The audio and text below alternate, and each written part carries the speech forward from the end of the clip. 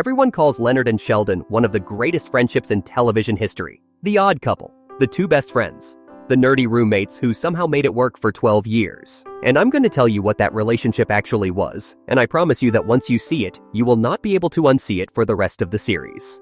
Leonard Hofstadter was not Sheldon Cooper's friend. Not really, not in the way the show kept insisting. Leonard was Sheldon's parent. For over a decade in that apartment, Leonard quietly raised a fully grown man who could not raise himself. He drove him, fed him, comforted him, disciplined him, apologized for him, and slowly, patiently prepared him to one day leave home. And it cost Leonard far more than anyone ever stopped to notice, because the whole thing was dressed up as a buddy comedy. And I want you to keep something in mind the entire time we do this, because it's why this one matters beyond the show. If you have ever been the one who holds everyone together, the responsible one, the friend who is secretly everyone's caretaker, the person people lean on but rarely think to hold up in return, then you already know exactly how this story feels from the inside. Because Leonard's story is the story of the caretaker. The one who gives and calls it friendship, because being needed is the only kind of love they've ever really been able to trust.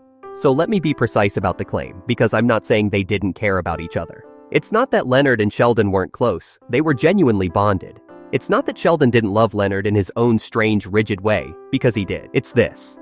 Their entire relationship had the shape of a parent and a small child, not the shape of two equal friends. And the show handed you a sitcom about wacky roommates while showing you in scene after a tired man doing the daily, thankless, invisible labor of parenting an adult.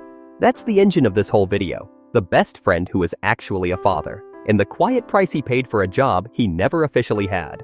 Welcome back to 4A. Today we're looking at the most misunderstood relationship in the entire series, the one hiding in plain sight under a laugh track. And by the end, I think you'll feel the weight of what Leonard actually carried.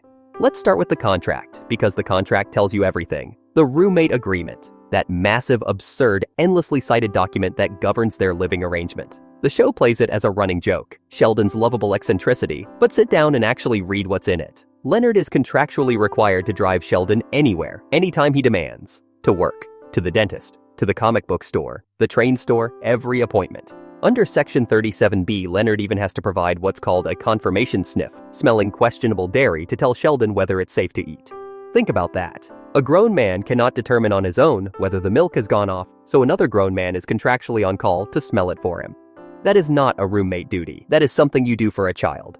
And the driving is the heart of it, because Sheldon does not drive. He has no car and no license. And it's not that he never tried. They eventually push him to get a learner's permit, and he fails so badly that he can't even pass in a driving simulator, a video game version of driving with no real stakes at all. So for the entire run of the show, Sheldon is dependent on other people to physically move him through the world, and the person contractually chained to that job is Leonard. A thermostat locked at 72 degrees, with no say, for Leonard. A mandatory annual review of Leonard's perfo. Romance as a roommate, like a job, or like a report card. Bathroom schedules. Food assigned to specific nights. This isn't an agreement between equals. It's a set of house rules a parent sets for a dependent. Except Sheldon wrote them for himself, and Leonard signed. And if you want to know just how far gone this arrangement was from the very beginning, look at how it started. Leonard didn't drift into it slowly. He walked into it, eyes wide open, on day one. When Leonard first answered the ad for the room, Sheldon made him sit through a formal interview to prove he was a worthy roommate, like an adoption screening. And when Sheldon gave him the tour of his future bedroom, there was a message left on the wall by the previous roommate, painted in angry red letters. It said, "Die Sheldon die." The last person who lived there had been driven to literally paint a death threat and flee. And Leonard saw that, on the wall, in red, and decided to move in anyway. Then, within his first days there, one of Leonard's own mistakes causes an explosion that destroys the building's elevator, and Sheldon shoves him clear of the blast, saving his life, and never reports him for the classified mess behind it. So from the very first week, the template is set in stone. Sheldon endangers and protects him in the same breath, binds him with a contract, and Leonard, for reasons he doesn't yet understand himself, decides this is home. The warning was literally painted on the wall. He unpacked his boxes underneath it, and it goes so far past paperwork into the actual physical work of parenting.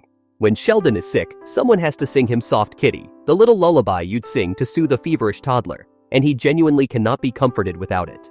When Sheldon has nightmares, he needs to be reassured back to sleep. There's a moment where Sheldon, cracking under the pressure of a project he can't deliver, has a small breakdown, and Leonard simply puts an arm around him, and Sheldon cozies right up against him and falls asleep, precisely, like an exhausted child who's finally been picked up. When Sheldon throws a tantrum, and he throws a lot of them, it's Leonard managing it, diffusing it, apologizing to whoever's in the blast radius. There's even a stretch where Penny takes Sheldon to Disneyland for the day and brings him home late, and Leonard reacts like a worried single dad, fretting about Sheldon's bedtime and whether he ate a proper dinner. The show wasn't subtle about this. Fans and writers alike have flat out called Leonard and Penny his Pasadena parents, because that is unmistakably what they were. And once Penny enters the picture, the parenting quietly becomes a full co-parenting operation, complete with all the machinery of an actual family. When Leonard and Penny break up early on, they have an awkward run-in and then deliberately agree to stay civil, and the show frames it precisely as two parents agreeing to keep the peace for the sake of their child, Sheldon, who cannot cope with them being at odds. Later, when Leonard and Penny hit a rough patch in their marriage, who steps in to fix it? Sheldon. He draws up a relationship agreement for them to save their marriage, and the very first thing he asks is, "If you get divorced, do I get 2 Christmases?" That is, almost word for word, the anxiety of a child of divorce, terrified of what happens to him if mom and dad split up. And when Leonard has to go away to sea for months on a research expedition, Penny is left behind to solo parent Sheldon, and the show plays it exactly like a spouse holding down the household while the other one is deployed. They were never just a couple with a demanding friend. They were a mother and a father, running a home with a dependent living between them. And now let's talk about what it cost, because this is the part the laugh track was built to hide. Being Sheldon's parent didn't just eat Leonard's time. It bent his entire life around another man's needs for years. His freedom was signed away in that agreement. His relationships lived permanently in Sheldon's shadow. When Leonard was dating Priya, and Priya, being a lawyer, actually dismantled the roommate agreement and briefly set Leonard free, Sheldon couldn't allow it, so he blackmailed her to force Leonard back under the contract.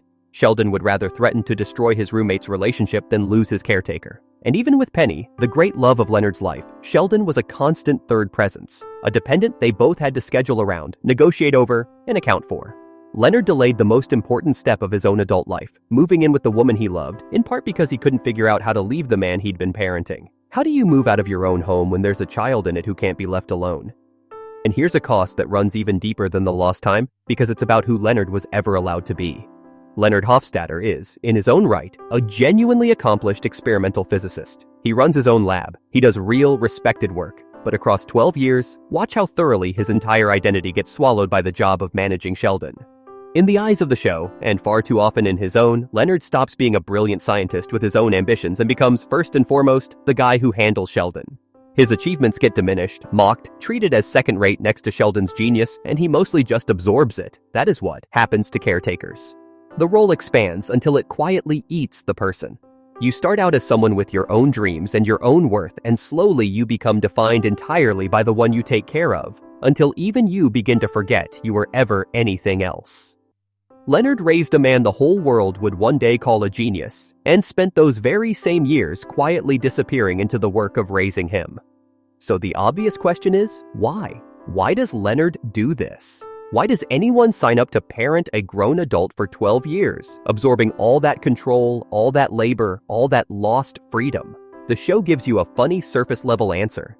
It tells you that early on, Sheldon accidentally saved Leonard from serious trouble, protected him from the authorities over a mess involving classified work and a girlfriend who turned out to be a foreign spy, and never turned him in. So Leonard felt he owed him. That's the joke explanation, and it's not the real one. The real reason Leonard becomes everyone's caretaker is sitting in a different apartment entirely. And if you saw my video on Beverly Hofstadter, you already know her. Leonard was raised by a mother who was a cold, clinical scientist, who studied him instead of loving him, who never once made him feel warm, or wanted, or cherished for simply existing. Leonard grew up starving for love, and never getting it, no matter how hard he achieved. And a child who grows up like that, very often, becomes a very particular kind of adult. Someone who would rather be needed than loved, because love, in Leonard's experience, was unreliable, withheld, impossible to earn no matter what he did. But being needed you can control. Being needed you can earn every single day by simply showing up and doing the work. And here comes Sheldon Cooper, a man who needs Leonard more completely, more totally than any human being G ever has. Sheldon cannot function without him. And to a man with Leonard's exact wound, that isn't a burden. That's the closest thing to being loved he has ever been offered. Caretaking Sheldon fills the precise hole that Beverly carved out. The boy who was never properly parented grows up and, desperate to matter to someone, becomes a parent himself, to the one person who'll never ever stop needing him. And you can see just how completely Leonard has to manage him, right down to controlling the emotional weather of the entire apartment. Sheldon cannot handle it when people argue around him. It genuinely distresses him, sends him somewhere dark, because it drags him straight back to a difficult childhood spent listening to his own parents bicker. So everyone around him, and Leonard most of all, learns to walk on eggshells, to keep the peace, to smooth things over before they can escalate, to never let the household get too loud or too tense. That is the exact posture of a parent raising an anxious, easily overwhelmed child. You manage your own emotions so the kid doesn't have to drown in them. You swallow your own frustration to keep his world calm and predictable. Leonard didn't just handle Sheldon's practical needs, he regulated his own feelings for over a decade so that Sheldon would never have to sit with anything too hard. Parents do that, every day, without applause. Roommates simply do not. And nothing exposes the true shape of this relationship like what happens when Leonard finally tries to leave. Because when Leonard decides to move in with Penny, to actually grow up and build his own life, Sheldon does not react like a friend losing a roommate. He reacts exactly like a child being abandoned by a parent. He spirals. He says out loud that it's difficult not to feel abandoned. He confesses that this whole thing about being left is so much harder than he thought it would be. He dramatically terminates the roommate agreement. Then, unable to fully let go, takes seek Leonard's key, only to immediately hand it back so his future neighbor can still get in. It's the behavior of a kid who tears up the family photo and then tapes it back together. Penny watching all this tells Leonard in so many words to just treat Sheldon like their dog, something they're responsible for. And on the other side of it, Leonard is racked with guilt, hesitating, worrying, because that's what a parent feels when the child isn't quite ready to be on his own. Nobody agonizes like that over a roommate. You agonize like that over someone you raised. And I have to give you the single most perfect image of this whole dynamic, because the show hands it to you and just moves on. When Sheldon finally, nervously, prepares to move across the hall, Leonard and Penny walk him. They physically, slowly, walk him across the hallway to apartment 4B and see him off, the way you'd walk a frightened kid to his first day of school or to his college dorm. And then, the second he's settled, what do Leonard and Penny do? They throw a little dance party, alone in their apartment, to celebrate being, in their exact words, empty nesters. That is not a joke about roommates. That is the emotional vocabulary of parenting, deployed completely straight. Their child moved out. They grieved it a little, and then they danced. Now I want to steelman the other side because this deserves an honest hearing. You could say, look, this is unfair to both of them. It was mutual. Sheldon gave Leonard plenty too. Loyalty, belief in his work, a real friendship in his own way. And Leonard is a grown man who chose all of this freely, so stop infantilizing him. And Leonard is genuinely no saint. He's selfish plenty of times himself. All of that is true, and I'll grant every word of it. Sheldon did love Leonard. He did occasionally come through for him. And Leonard absolutely made his own selfish choices along the way. But here's why none of that breaks the thesis. A relationship can be full of real, mutual love and still be shaped like a parent and a child. The love isn't the question. The shape is. And when you actually tally the daily ledger, who drives whom, who apologizes for whom, who reorganizes their entire life around whose rigid, non-negotiable needs, who sings the lullaby and who needs it sung, it is not remotely 50-50. It's a parent and a child who love each other very much. And as for Leonard choosing it freely, that's not the counter-argument you think it is. Because the choosing is the wound. He didn't get trapped into this. He walked into it, gratefully, because being needed that badly was the only version of love he'd ever learned to trust. That's not a man being tricked. That's a man taking the only job that ever made him feel essential. And this is the part I most want you to sit with, because it's the beating heart of the whole thing. There's a term for a kid who gets quietly handed the job of taking care of the very people who were supposed to be taking care of him. It's called being parentified. It's the child who becomes the little adult, the family peacekeeper, the one who learns far too early that love has to be earned by being useful, by managing everyone else, by never needing too much themselves. And that is Leonard exactly. A boy who was never truly parented grew up and did the only thing he knew how to do with love, which was to earn it by taking care of someone. He could never make Beverly need him, but he could make himself utterly indispensable to Sheldon. And for a man carrying Leonard's specific wound, indispensable feels an awful lot like safe. That's the tragedy hiding right there under the comedy. Leonard wasn't choosing to be a martyr. He was doing the only thing that had ever, in his entire life, actually felt like being loved. And here's where the show, maybe without fully realizing it, proves the entire case. Because look at how it structures Sheldon's growth. His big character arc, the thing the whole series builds toward, is written exactly, beat for beat, like a child learning to leave home. Moving in with Amy is framed as moving out. Learning to function without Leonard is framed as growing up.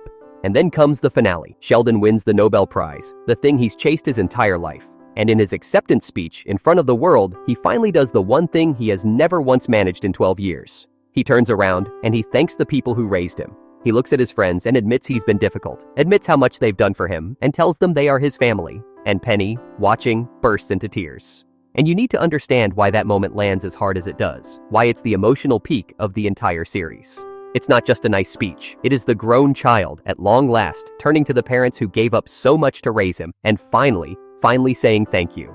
Every viewer feels it, even if they can't name why. It's the thank you Leonard waited more than a decade to hear. And I need you to feel the sheer length of that wait, because it's what makes the payoff land so hard. This was not 12 years of gratitude. For most of that decade, Leonard's caretaking is simply expected, unremarked, invisible. Sheldon rarely thanks him. Sheldon routinely insults his intelligence, his research, his height, his very worth as a human being, and Leonard just absorbs it and keeps driving him to the dentist.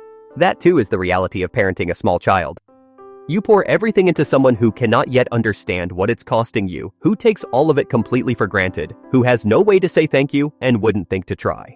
For years, Leonard gives and gives into a silence. So when that thank you finally arrives, on the single biggest stage of Sheldon's life, it isn't just sweet. It is the release of more than a decade of quiet, unacknowledged labor finally, at long last, being seen. That is why Penny weeps. She knows exactly how long her husband waited to hear it. And there's a smaller moment right before that which seals it. When Sheldon, being Sheldon, coldly dismisses the news that Penny is pregnant, Leonard finally snaps and tells him that his precious Nobel Prize is meaningless to him. Sit with that. The most important prize in science, the thing Sheldon values above all else. And Leonard says it's worthless to him compared to how Sheldon is treating the people he loves. That is not how a colleague talks. That is not how a friend talks. That is a parent telling his brilliant, difficult child that no achievement in the world matters more than being a decent human being. Leonard was never impressed by Sheldon's genius the way the world was. He just wanted his kid to turn out kind. And notice what Leonard's snap in that moment reveals about the whole 12 years. Because the world was about to crown Sheldon one of the great minds of his generation, and the one man who knew him best, who raised him, who drove him and fed him and comforted him through every meltdown, looked at that Nobel Prize and called it meaningless.